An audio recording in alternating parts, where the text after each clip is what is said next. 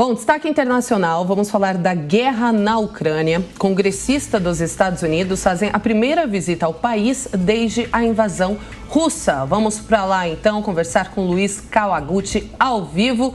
Luiz, primeiramente, onde você está? Você continua em Kiev? Vejo que tem uma movimentação grande de pessoas atrás de você. E a segunda pergunta, essa visita já estava prevista?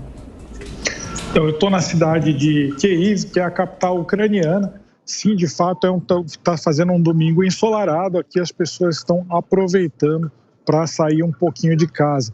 Teve ontem uma visita dos congressistas americanos liderados pela Nancy Pelosi, que é a speaker, que é como se fosse a presidente da Câmara americana. E ela e os parlamentares americanos se encontraram com o presidente Volodymyr Zelensky. Eles conversaram aí sobre questões econômicas, ajuda financeira à Ucrânia, falaram sobre ajuda na questão diplomática e principalmente a ajuda na questão militar. E o que foi falado, segundo Pelosi, foi que os Estados Unidos não podem se dobrar às ameaças da Rússia. Quando ela fala isso, ela quer dizer, ela se refere a ameaças da Rússia de usar armas nucleares caso o Ocidente continue entregando armas para o governo ucraniano resistir à invasão russa. Então ela disse que não é uma questão de você se dobrar a essas ameaças, elas estão aqui, nas palavras da parlamentar, eles estão aqui para lutar e não para ficar temendo ameaças. Mas ela ressaltou que isso é uma posição pessoal dela e não necessariamente do governo do Congresso americano. Ela e os outros parlamentares já saíram aqui da capital Kyiv e já foram para a Polônia, diferente do que aconteceu há alguns dias, quando o secretário-geral da ONU, Antônio Guterres, visitou a capital ucraniana. Quando ele estava aqui, houve muitos bombardeios russos na capital. Mas aqui, desde ontem, as sirenes de ataque aéreo, desde ontem à noite, essas sirenes não soam e não teve ataques de mísseis, felizmente. Isso incentivou muitas pessoas a deixarem suas casas, irem passear, pegar um pouquinho de sol, mas são apenas em pontos específicos, pontos mais protegidos da cidade. Eu estava andando de carro mais cedo e a maioria do comércio está fechado, a maioria das ruas estão desertas. Eu vim aqui em uma região onde realmente ainda tem alguns restaurantes abertos, tem um pouco do comércio funcionando, mas é uma minoria aqui na capital ucraniana. Em relação a ataques, bombardeios, alguma novidade, Kawaguchi, nas últimas horas? O que é que tem sido reportado por aí?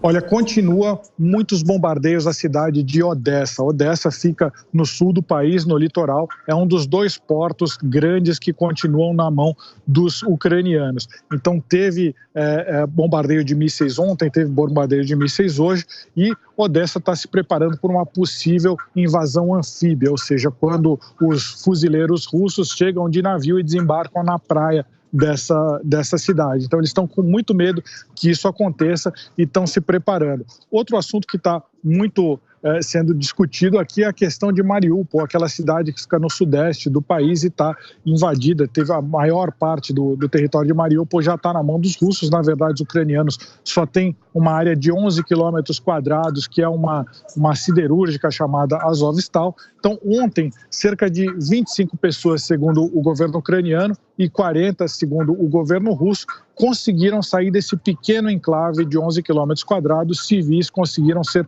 retirados de lá. Ninguém sabe exatamente para onde que eles foram levados, se foi para território ucraniano ou se foi para território russo, mas o governo ucraniano está fazendo novos apelos para que sejam liberadas mais pessoas daquela região. Acredita-se que tenha pelo menos 1.000 pessoas presas cercadas pelos russos em Azovstal e, além disso, de 80.000 a 100.000 pessoas civis na cidade de Mariupol. Uma parte dessas pessoas ainda quer sair, quer vir para território controlado pelos ucranianos, mas os corredores humanitários são muito pequenos. A gente vê essa quantidade de 20 a 40 pessoas, é pouco significativo.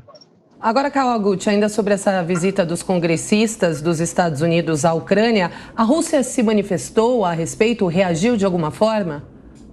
Não, eles ainda não falaram sobre isso, mas eles haviam falado anteontem, haviam reforçado aí principalmente falando para a imprensa chinesa, falando da possibilidade de utilizar armas nucleares. Eles sempre usam essa ameaça. E eles também haviam falado que eles, para terminar essa guerra, eles querem que as sanções contra a Rússia, as sanções econômicas, sejam levantadas. Antes disso, havia um entendimento que só se falaria sobre sanções depois que houvesse um cessar-fogo. Mas a Rússia está condicionando agora o cessar-fogo ao levantamento das sanções, o que é uma mudança significativa no campo diplomático.